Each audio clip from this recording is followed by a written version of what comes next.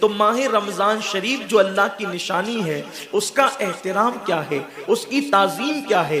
تو ہمارے اسلاف فرماتے ہیں ماہ رمضان شریف میں عبادتوں کا اہتمام کیا جائے، یہ اس کی تعظیم ہے۔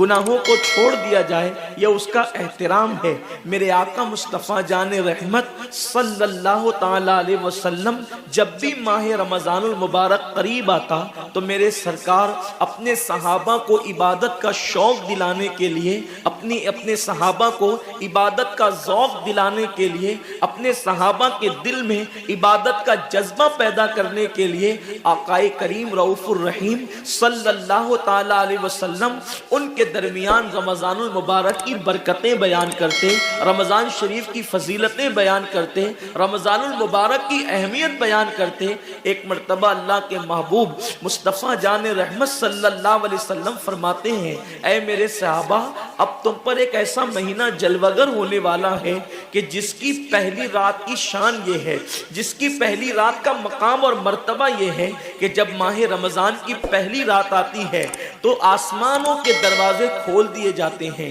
جنت کے دروازے کھول دیے جاتے ہیں، جہنم کے دروازے بند کر دیے جاتے ہیں، اور عرش کے نیچے سے ایک ہوا چلتی ہے، اور وہ ہوا جب رحمت کی ہوا چلتی ہے تو اللہ اس رات اپنے بندوں کو پیار کی نظر سے دیکھتا ہے، محبت کی نظر سے دیکھتا ہے، اور اللہ کی محبت کی نظر جس بندے پر پڑ جاتی ہے اللہ اس پر جہنم کی آگ کو حرام فرما دیتا ہے۔ میرے آقا صلی اللہ علیہ وسلم کے دیوانوں، وہ مہینہ آنے والا ہے، وہ رات آنے والی ہے، وہ شب آنے والی ہے جس رات اللہ اپنے بندوں کو محبت کی نظر سے دیکھے گا، پیار کی نظر سے دیکھے گا، الفت کی نظر سے دیکھے گا۔ میرے پیارے آقا صلی اللہ علیہ وسلم کے پیارے دیوانوں، آپ اندازہ کریں کتنا وہ مقدس بندہ ہے، وہ بندہ مقدر کا سکندر ہے جس کے وجود پر میرے اللہ کی نگاہ رحمت پڑ جائے، میرے کریم کی نگاہ رحمت پڑ جائے۔ ہم کس کس کی نگاہ کے طالب ہوتے ہیں، ہم کس کس کی توجہ کے طالب ہوتے ہیں؟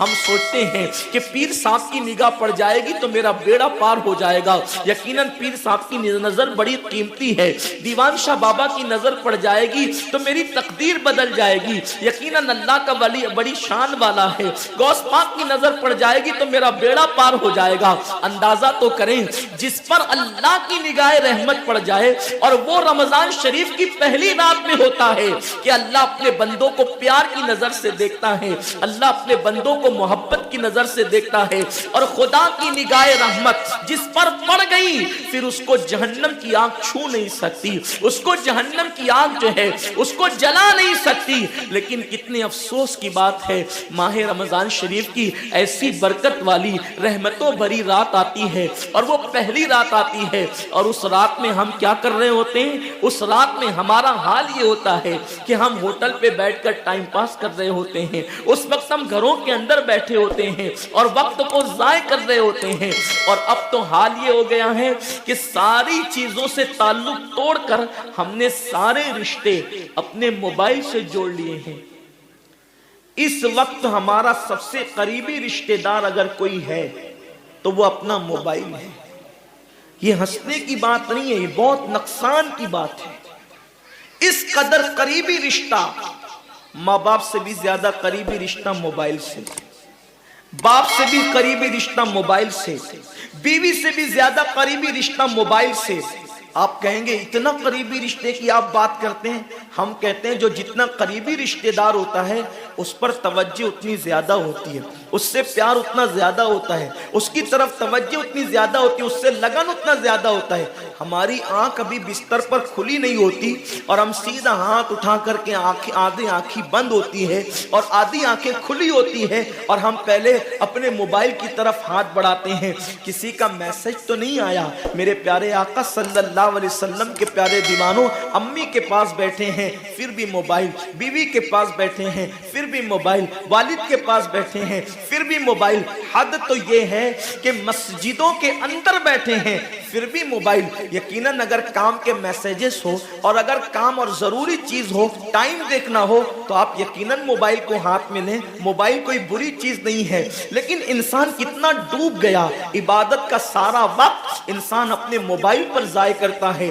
وقت کی قلت, انسان بار بار شکایت کرتا ہے, وقت کی قلت دامنگیر ہے, ٹائم میرے پاس نہیں ہے, وقت میرے پاس نہیں ہے, میں بہت مصروف ہو گیا ہوں, میں بہت بیزی ہو گیا ہوں. لیکن اس کو دیکھو کہ رات کے 2-3 بجے تک کے آن لائن رہتا ہے بلا ضرورت. ضرورت ہے تو کوئی بات نہیں, بلا ضرورت. میرے آقا صلی اللہ علیہ وسلم کے دیوانوں, موت کی تلوار ہمارے سروں پہ لٹک رہی ہے اور ہمیں جلد سے جلد موت کی تیاری کرنا ہے. صوفیہ فرماتے ہیں جیسے سورج غروب ہونے والا ہوتا ہے تو کسان نظر سورج پر رکھتا ہے اور جلدی جلدی کام نپٹانے کی کوشش کرتا ہے. اس کو یاد ہے یہ بات, اس کے ذہن میں یہ بات کہ آج کا سورج غروب ہونے سے پہلے میں نے اپنے کام کو مکمل کر دینا ہے تاکہ کل کا سورج طلوع ہونے کے بعد میں نے پھر بیج بو کر کے آگے کا کام کرنا ہے. میرے آقا صلی اللہ علیہ وسلم کے دیوانوں, وہ کسان اگر یہ سورج غروب ہوتے ہوتے مر گیا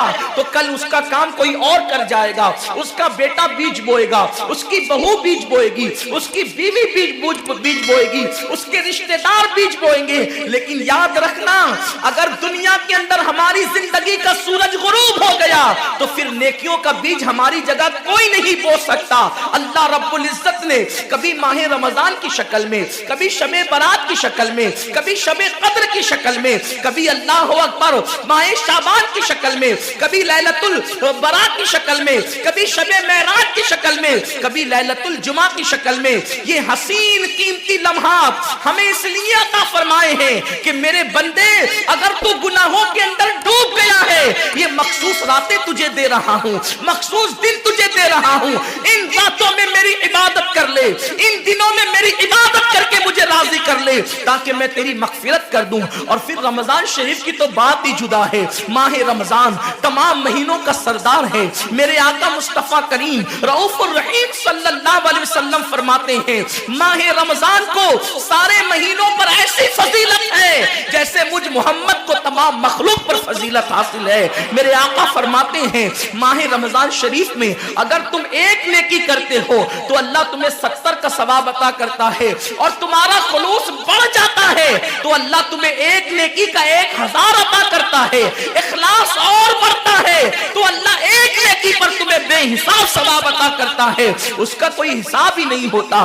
آقا کریم رؤوف الرحیم صلی اللہ علیہ وسلم فرماتے ہیں یہ ماہ رمضان کیا ہے. اللہ کے محبوب مصطفیٰ کریم صلی اللہ علیہ وسلم ماہ رمضان شریف کے روزوں کی اہمیت بیان کرتے ہوئے فرماتے ہیں کہ ماہ رمضان شریف کا ایک روزہ اگر کوئی چھوڑ دے اور پھر ساری زندگی اس کے بدلے میں روزہ رکھے تو ساری زندگی کے روزے اس ایک ماہ رمضان کے روزے کے برابر نہیں ہو سکتے. یہ ماہ رمضان شریف کے روزے کو فضیلت حاصل ہے. اور اللہ کے حبیب صلی اللہ علیہ وسلم فرماتے ہیں جو ماہ رمضان شریف میں عبادت کر کے اپنی بخشش نہیں کروا سکتا, اپنی مغفرت نہیں کروا سکتا, پھر اس کو کبھی موقع نہیں ملتا کہ وہ اپنی مغفرت کا سامان کرے. آقا کریم صلی اللہ علیہ وسلم فرماتے ہیں کہ سال بھر تک ماہ رمضان شریف کے لیے جنت کو آراستہ کیا جاتا ہے, جنت کو سجایا جاتا ہے, جنت کو سنوارا جاتا ہے. اور آقا کریم صلی اللہ علیہ وسلم فرماتے ہیں بڑی بڑی آنکھ والی حوریں اللہ کی بارگاہ میں عرض کرتی ہے میرے کریم ہمیں ان کی دلہن بنانا جو ماہ رمضان شریف میں تیری عبادت کرتے ہیں, ہمیں ان کے نکاح میں دینا جو ماہ رمضان شریف کی راتوں کو جگ کر کے تجھے منانے کی کوشش کرتے ہیں. آقا کریم صلی اللہ علیہ وسلم فرماتے ہیں اگر کوئی بندہ ماہ رمضان میں زنا سے بچے, شراب سے بچے, جھوٹ سے بچے, کسی کو تہمت لگانے سے بچے اور ماہ رمضان شریف کا احترام کرتے ہوئے گناہوں سے بچے تو اللہ تبارک و تعالی ہر رات کے بدلے, رمضان شریف کی ہر رات کے بدلے 100 حوروں کے ساتھ اس کا نکاح فرمائے گا، یعنی 30 راتیں ہیں تو 100 حوروں کے ساتھ اس کا نکاح ہوگا۔